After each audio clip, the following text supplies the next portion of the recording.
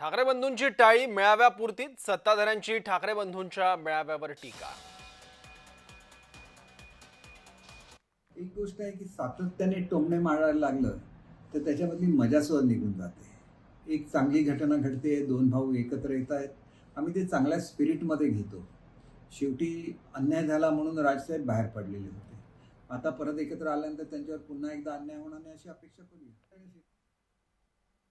सातत्याने टोमणे मारायला लागलं तर त्याच्यामधली मजा सुद्धा निघून जाते। एक चांगली घटना घडते, दोन भाऊ एकत्र येत आहेत, आम्ही ते चांगल्या स्पिरिटमध्ये घेतो। शेवटी अन्याय झाला म्हणून राजसाहेब बाहेर पडलेले होते, आता परत एकत्र आल्यानंतर त्यांच्यावर पुन्हा एकदा अन्याय होणार नाही अशी अपेक्षा करूया। आणि फेकून द्यायचं ही त्यांची स्वतःची नीती आहे। मी स्वतः त्यांच्याबरोबर होतो, ज्यावेळेला राणेसाहेबांशी लढा द्यायचा होता त्यावेळेला माझा वापर झाला, त्याच्यानंतर त्यांनी सुद्धा यूज अँड थ्रो केलेला आहे। आपण त्यांच्यावर बोलण्यात काही अर्थ नाही। आपण आपल्या पक्षाचं काम करणं, महायुतीचं सरकारचं जे काम चाललंय ते जास्त स्पीडमध्ये वाढवणं, समोराच्याकडे काय अजेंडा आहे तो आपल्याला माहीत आहे। मराठी आपण पण आहे, मराठी ते पण आहे। फक्त विषय आहे की पहिली ते 5वी कंपल्शन करू नये। 5वीपासून सगळे हिंदी बोलता, मी पण हिंदी बोलतो, 5वी नंतर मी पण हिंदी शिकलो आहे। विषय तेवढाच आहे, त्याचा भाऊ ते करतायत म्हणून आपण करावा असं मला वाटत नाही। ते एकत्र आल्याने काही झालं तरी जे आमचं महायुतीचं काम चालू आहे ते असंच चालू राहील आणि कुठेही अडचण येणार नाही, अडथळा येणार नाही।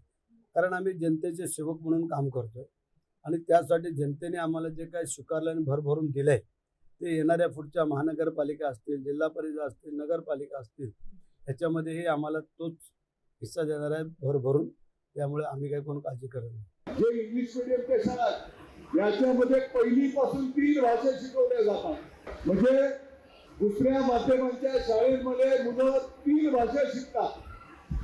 ते काही लोकांना चालतंय आणि आपल्या मराठी माध्यमांच्या मुलांना पण त्या स्पर्धेमध्ये टिकले पाहिजे म्हणून जेव्हा 3ऱ्या भाषेचा निर्णय करण्यात आला तर त्याच्यामध्ये काही दिशाभूल आणि मला वाटतं की गैरसमज त्या ठिकाणी झाले।